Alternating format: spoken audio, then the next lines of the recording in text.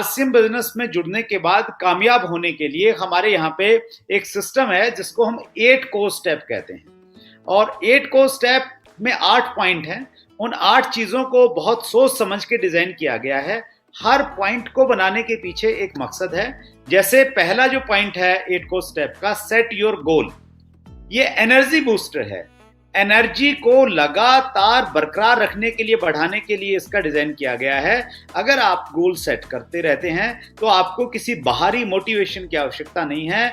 Motivation आपके अंदर से ऑटोमेटिकली जनरेट होता रहेगा। उसी प्रकार से जो हमारे कोर के दूसरा और तीसरा नंबर स्टेप हैं, इन दोनों स्टेप को इसलिए बनाया गया है ताकि आप हर महीने बिजनेस वॉल्यूम क्रिएट करते रहें, क्योंकि वॉल्यूम क्रिएट होगा तभी आप आगे बढ़ पाएंगे।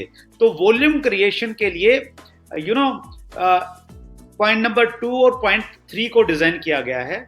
और उसी प्रकार से पॉइंट नंबर 4 और पॉइंट नंबर 5 जो कोर के हैं, वो आपकी पर्सनैलिटी को डेवलप करने के लिए बनाए गए हैं कि वॉल्यूम के साथ साथ में आपकी पर्सनैलिटी भी ग्रो होनी चाहिए। क्योंकि आने वाले समय में आरसीएम बिजनेस में आपके शहर के सबसे अच्छे प्रोफेशनल्स, बहुत कामयाब लोग, पढ़े लिखे, एजुकेटेड, बुद्धिजीवी आपकी डाउनलाइन में कहीं ना कहीं जुड़ेंगे।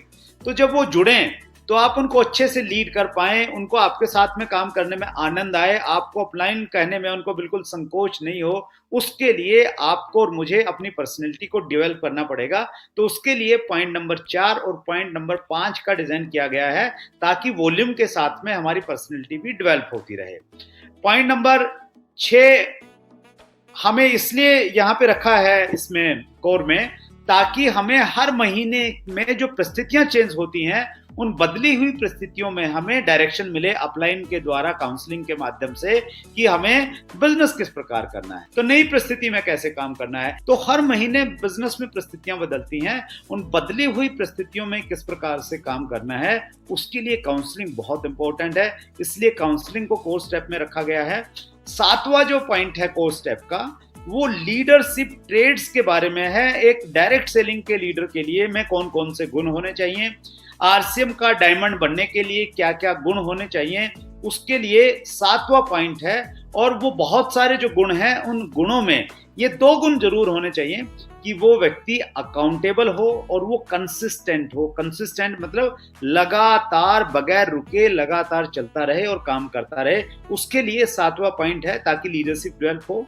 और 8वां point, learn, teach and duplicate, ये बिजनेस की आत्मा है। आत्मा अगर मर जाती है तो फिर बिजनेस मर जाता है। और उसी प्रकार से अगर आपकी टीम में लर्निंग का, टीचिंग का और डुप्लीकेशन का कल्चर नहीं है तो आपका बिजनेस लंबे समय तक सरवाइव नहीं कर सकता। तो ये 8 कोर स्टेप है ना, ये बहुत गहराई वाली चीजें हैं। इनके बारे में मैंने डिटेल से थोड़ा इसलिए आपको बताया ताकि आप इसको यूं ही नहीं लें कि 8 पॉइंट आपके अपलाइन ऐसे ही बोल देती कि भाई 8 काम करने हैं।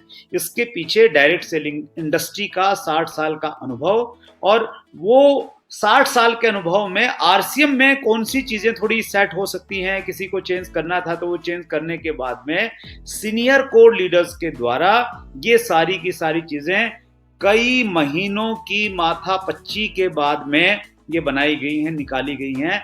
मतलब ये वैसी चीज है जैसे समुद्र मंथन के बाद में अमृत को निकाला था, ये उतना इंपॉर्टेंट है। तो आपको उसके लिए बहुत गंभीर होना चाहिए। थैंक यू वेरी मच, बहुत बहुत धन्यवाद।